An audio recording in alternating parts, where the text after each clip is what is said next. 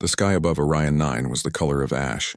Wind carried dust and the smell of burned metal through the silent valley. Sergeant Ethan Cole adjusted the cracked visor of his helmet and looked across the ruined settlement. The war had left nothing but hollow shells of homes and broken towers. His unit had come here for a simple check, clear the area and move on. But deep down he knew that on this planet nothing was simple. Ethan had been serving for 5 long years. The battles between humans and the Visari had turned from quick strikes into endless tension. Every side wanted peace, yet no one trusted the other. He had seen enough loss to last a lifetime. Now he moved carefully through the dust, scanning each shadow, every creaking structure. His partner, Sergeant Reeves, called from behind. "Area looks quiet, Cole." Ethan nodded, though his gut told him otherwise. Quiet places on war planets never stayed quiet for long. He moved past a collapsed wall, stepping over twisted metal and burnt wires. The air shimmered with heat. Then somewhere in the distance came a faint sound, a soft cry almost too small to notice. Ethan froze. He turned his head, listening again. The sound came once more, faint but real. It wasn't the groan of machinery or the hum of energy cores. It was something alive. Without a word, Ethan followed the sound. Reeves shouted after him, but he didn't answer. His boots crunched over glass and ash as he traced the voice through narrow passages until he reached what looked like a half-buried shelter. Inside, dust floated like smoke in the dim light.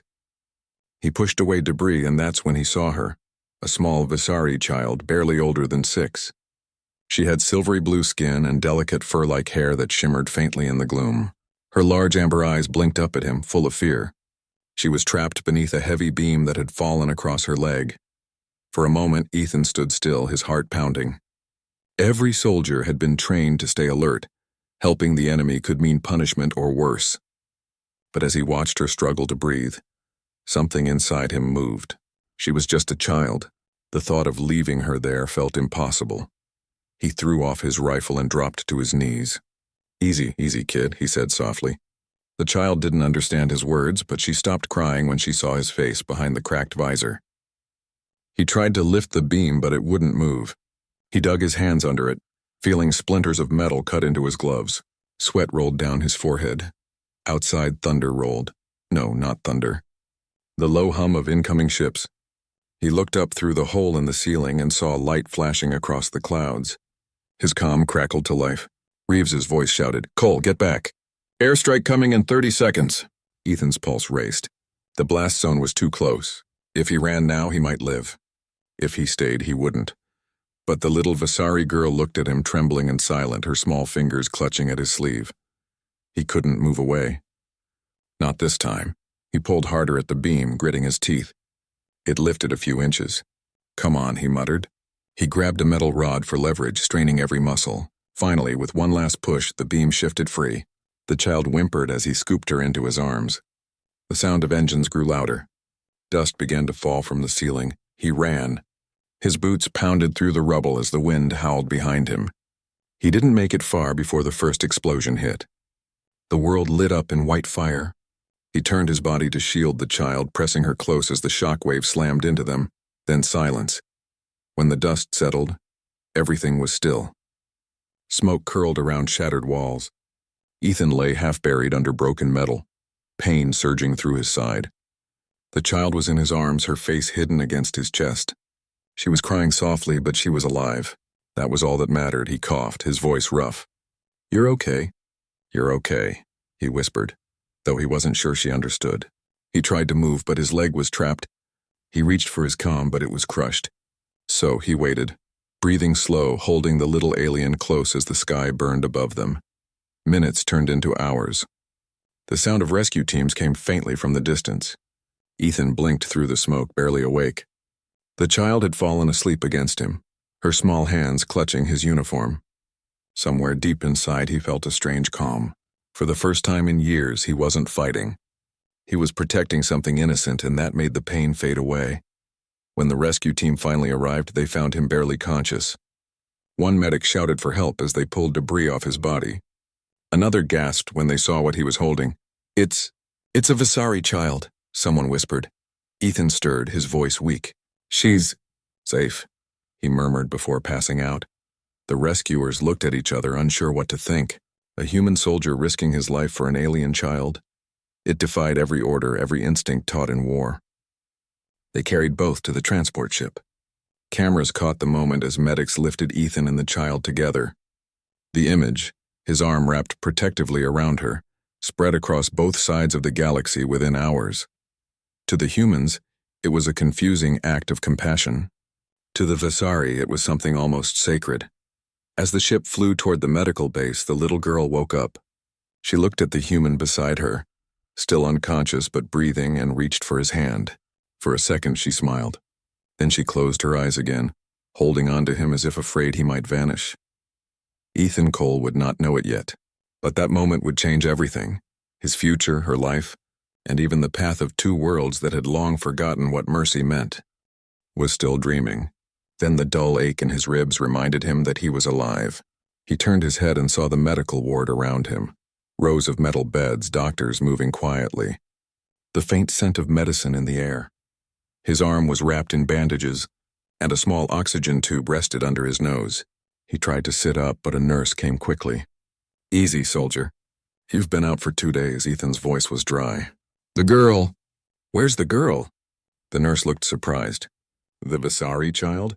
She's safe. She's in the next unit. She hasn't left your side since they brought you in." Ethan exhaled slowly, closing his eyes in relief. He remembered the warmth of her tiny hands and the way she had clung to him after the blast. The nurse smiled softly. "You saved her life, Sergeant Cole. The doctor said if you hadn't covered her, she wouldn't have survived." He didn't know what to say.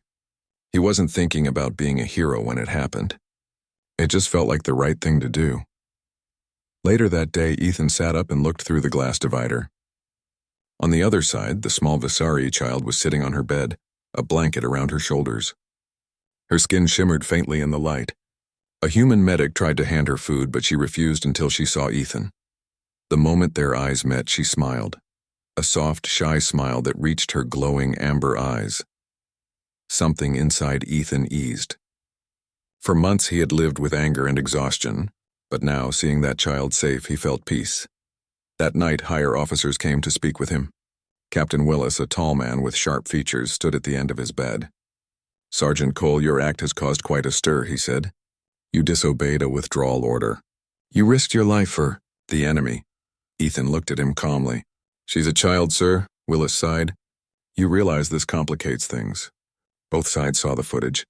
"The Visari Council has been demanding information about you.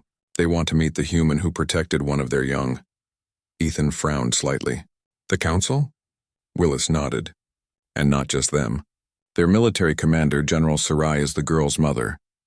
Ethan blinked in surprise. He had heard that name before, the fierce Visari leader who had never once shown mercy in battle. The thought that the child he saved was her daughter left him silent. "Command wants you to stay quiet," Willis continued.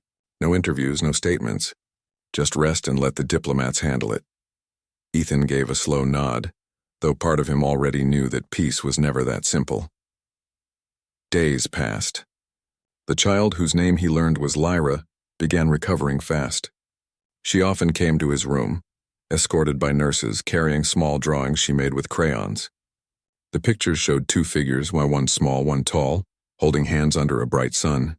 Ethan smiled every time she brought one.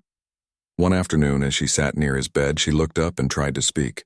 Her language was strange, filled with soft tones and clicks. Ethan didn't understand, but she pointed to her chest and said, "Lyra." Then she touched his hand, waiting. He smiled and pointed to himself. "Ethan." She repeated it slowly. "Tan." Then she giggled. It was the first time he had heard her laugh. The nurses who watched nearby wiped their eyes. Even in a place built for war, something as small as a child's laughter could melt the coldest walls. But outside the hospital, the world was not laughing. The news had spread across both human and Visari networks. The image of Ethan protecting Lyra had been shared millions of times. Some humans called him a hero, others called him foolish. On the Visari side, many saw it as proof that humans were not all heartless.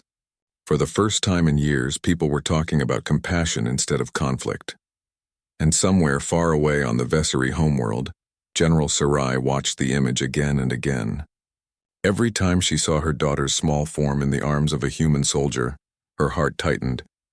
She had lost faith in peace long ago, but this one act began to break through her armor. She summoned her aides.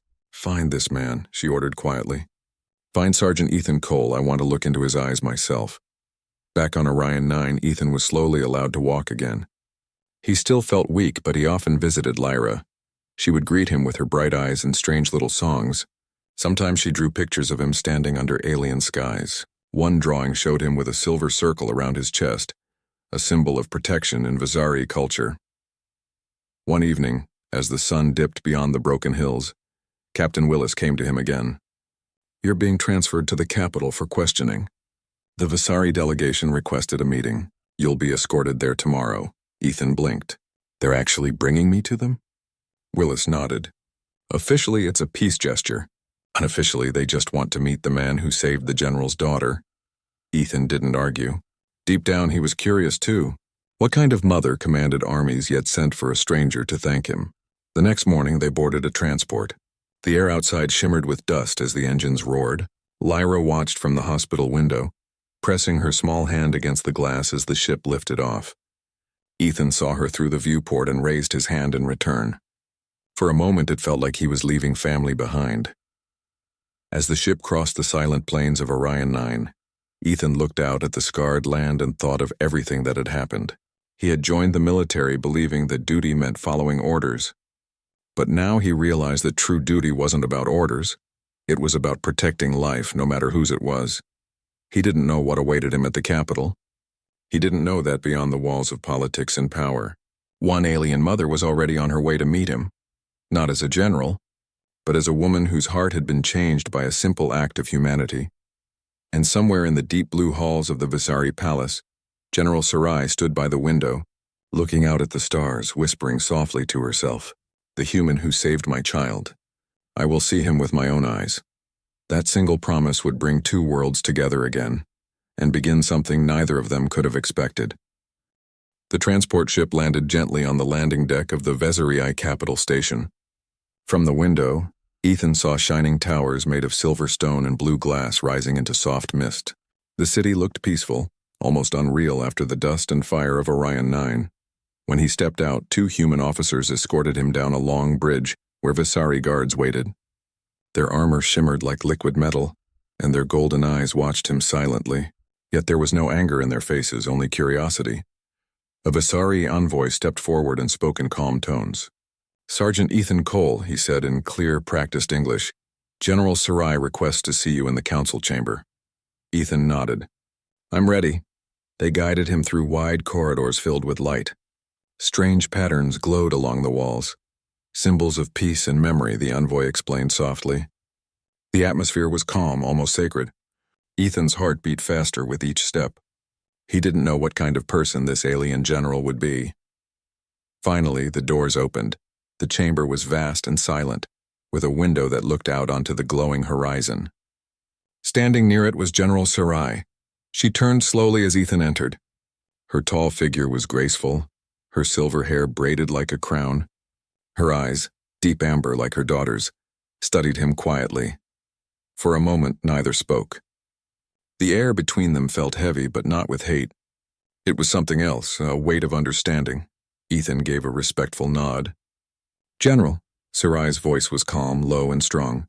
"So you are the human who shielded my daughter." "Yes," he said softly. "Her name's Lyra." Sarai's lips curved faintly. "You know her name." "She told me herself," Ethan said. "She's brave." Something in Sarai's expression softened. She took a slow step forward, her hands clasped behind her back. "You risked your life for a child not of your kind." "Why?" Ethan looked down, then met her eyes again. "Because she was scared. Because she was small and hurt. Because in that moment I didn't see an enemy. I saw a little girl who needed help." The room was quiet. Outside, sunlight reflected off the towers, casting soft patterns across the floor. Sarai studied him closely. She had seen many soldiers, human and Visari alike, but there was something different in his eyes. A steady kindness that couldn't be trained or faked. "Many of my people do not believe in peace," she said finally. "They see humans as destroyers. But when I saw the image of you protecting Lyra, it broke something inside me. I could not hate you anymore." Ethan didn't know what to say. He only gave a quiet nod. "I'm glad she's safe, General." That's all that matters. Sarai turned slightly toward the window, her voice softer now. She asks for you every night.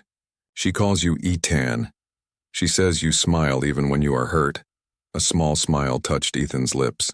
She made me smile first. The general let out a quiet breath. She wishes to see you again. I have arranged for it. Soon a door opened and Lyra ran into the room with a happy cry. She wore a white robe, her small feet tapping lightly on the floor. When she saw Ethan, she smiled so wide her eyes glowed. Etan! She shouted, running toward him. Ethan knelt down, opening his arms. Hey there, little one. She hugged him tightly, her small tail flicking with joy. Sarai stood back, watching the moment silently. Her eyes glistened, though she quickly wiped the shine away. Lyra showed him the small silver circle she wore around her neck, the same symbol she used to draw. See? She said in her broken English. Safe, safe. Ethan smiled warmly. Yes, safe. For a moment, everything around them faded. The politics, the war, the suspicion. There was only the quiet bond between them. After a while, Sarai invited Ethan to walk with her through the palace gardens. The air was filled with the scent of glowing flowers that changed color with each breeze. They walked beside a pool of still water that reflected the stars even during the day. Your people and mine have fought for so long, Sarai said softly. Sometimes I forget why it began. When I saw you hold my child, I realized that maybe we have been blind, and both of us. Ethan looked at her. Maybe we both lost too much to see what's still worth saving. She nodded, thoughtful. You speak like one who is lost. He gave a small, tired smile. I have. Friends, homes, years of peace. Maybe saving Lyra gave a piece of that back to me. Sarai stopped beside the pool and looked at his reflection beside hers. My people call what you did the act of first light. It means saving another life without thought of return. We honor it as the highest form of courage. I didn't do it for honor, Ethan said quietly. I know, Sarai replied. That is why it matters. They walked on. For the first time in years, she felt something gentle stir in her heart. Trust. And for Ethan, it was strange but comforting to talk to someone who had once been called his enemy, yet understood his silence better than many humans. As evening came, Sarai arranged a small dinner, simple food shared in peace. Lyra sat beside Ethan, drawing stars on a small pad, humming softly. The general watched them with a distant smile. When it was time to leave, Sarai stood. Sergeant Cole, my people owe you a debt that cannot be measured. You have changed something among us. There are voices now that speak of peace because of what you did. Ethan bowed his head slightly. If that's true, then I'm grateful.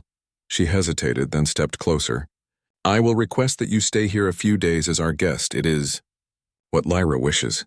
Ethan looked at the child's hopeful face and couldn't refuse. All right, he said softly. Lyra clapped her hands in joy and Sarai smiled.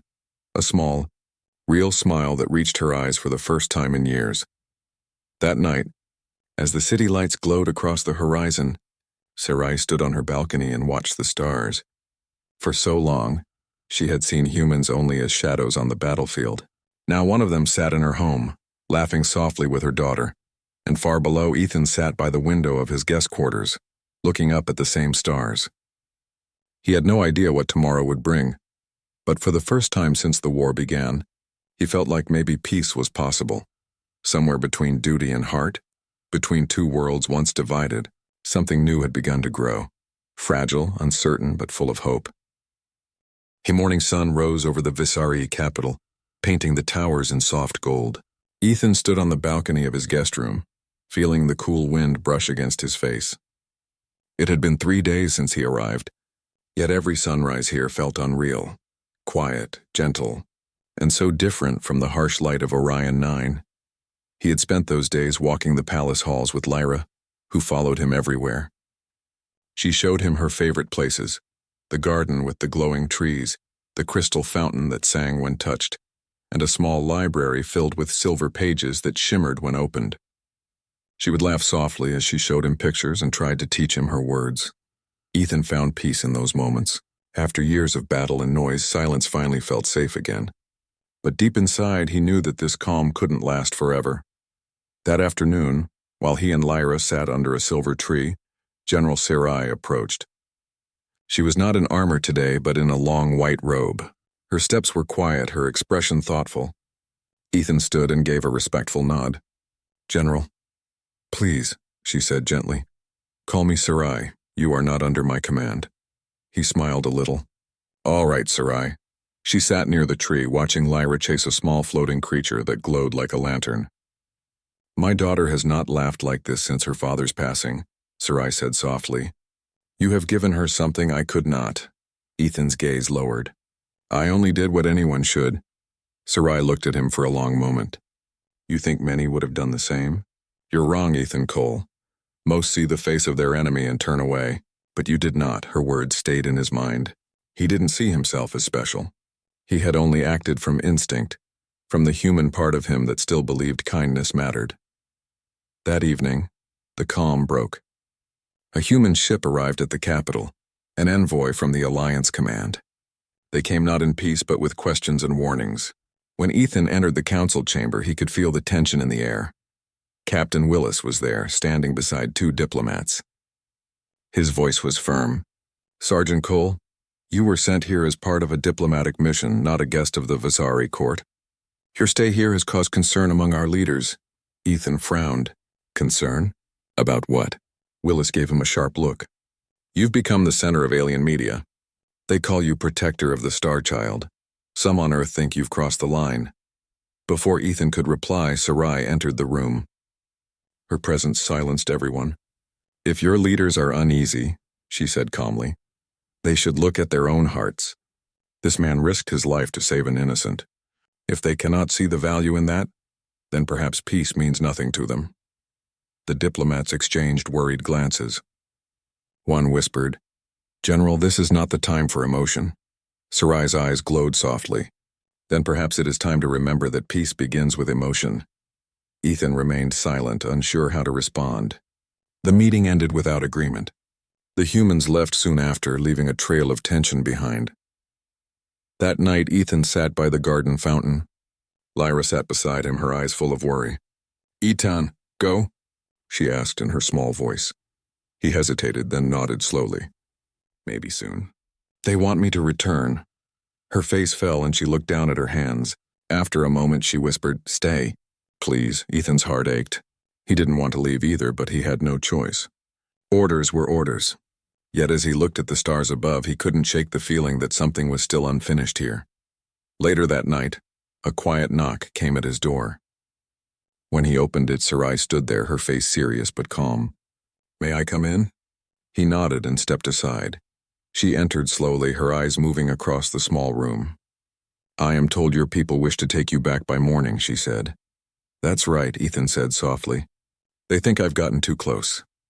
Sarai walked to the window, looking out at the lights of her city. They fear what they do not understand. You are a bridge between our worlds, Ethan. But bridges make both sides uneasy. He leaned against the wall. Maybe they're right to be uneasy. Maybe this peace isn't ready yet. She turned to him, her eyes firm but full of warmth. You are wrong. Peace is never ready. It must be made by hands that refuse to let go even when others fear. For a long moment, neither spoke. The sound of the wind filled the room. Finally, she said quietly, Lyra will not understand when you go. But know this, you are now part of her story and mine as well. I will not let them erase what you did. Ethan met her gaze. And what will you do? I will protect the truth, she said softly. And if that means protecting you, I will.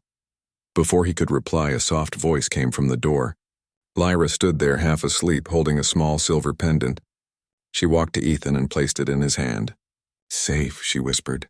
So you come back. Ethan smiled, kneeling beside her. I promise, Lyra.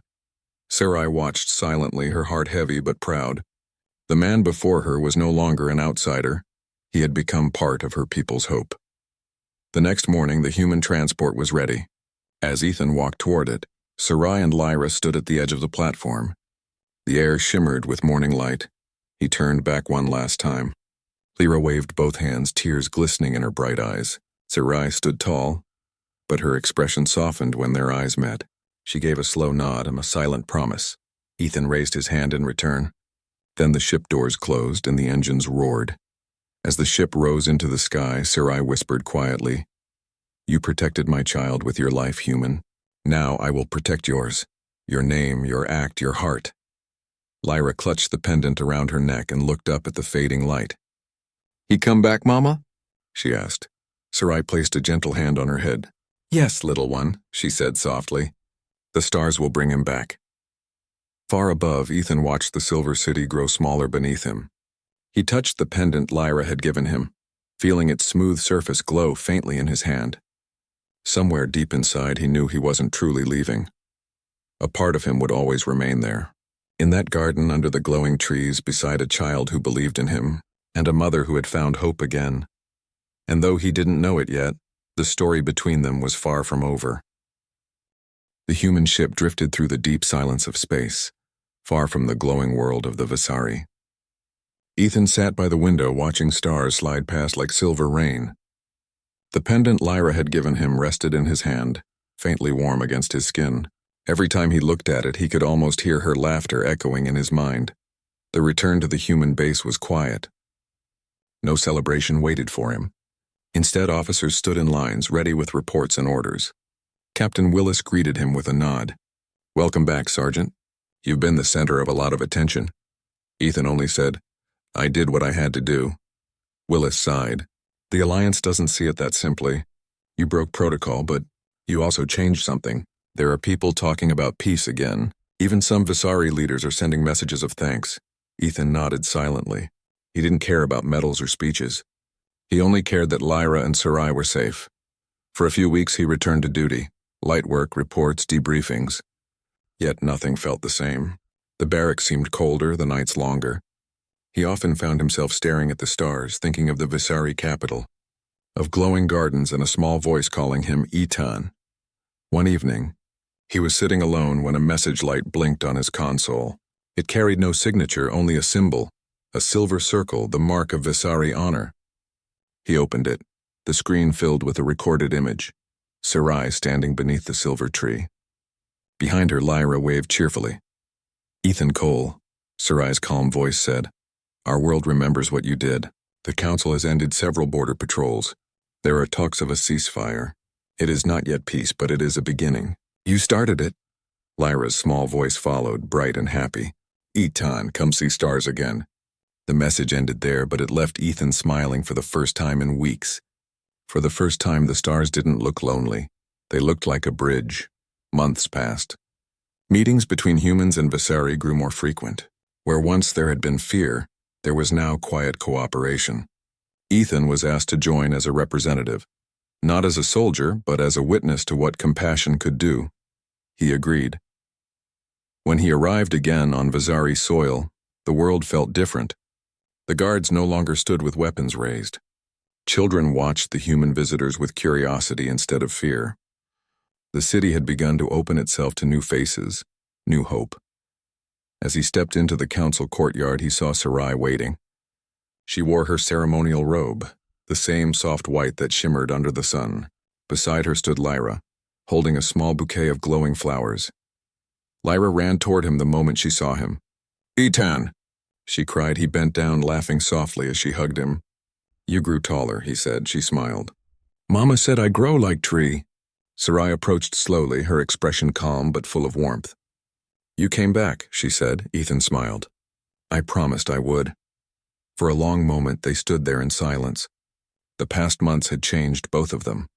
She no longer wore the armor of anger, and he no longer carried the weight of war. Sarai gestured for him to walk with her through the gardens. "The Council has agreed to new terms," she said. "Trade routes, shared medicine, joint rescue units.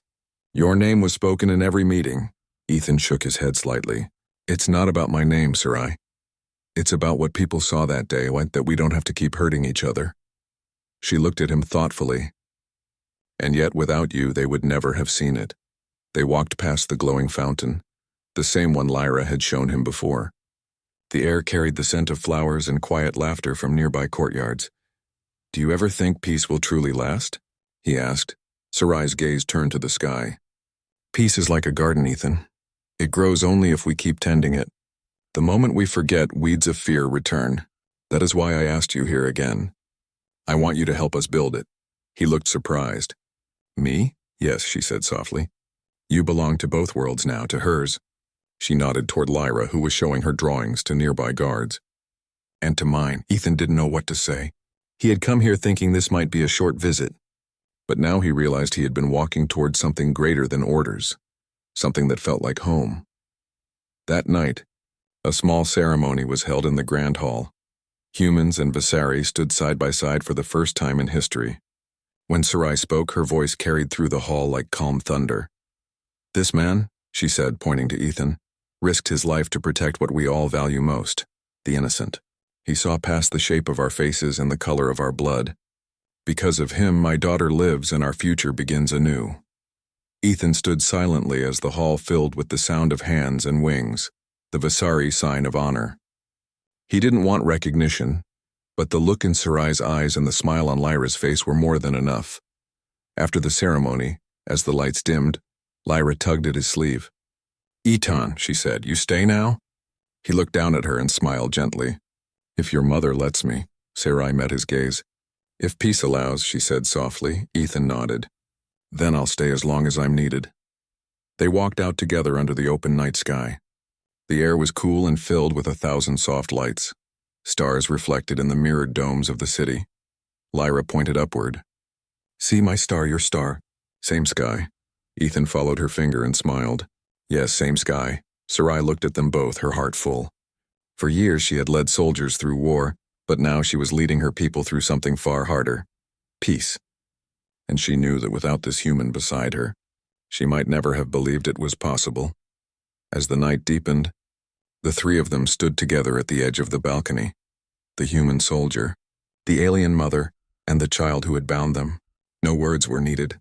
The silence between them spoke louder than speeches ever could. Far across the stars, messages began spreading. Stories of the man who protected the enemy's child and the mother who claimed him as family. Some called it legend.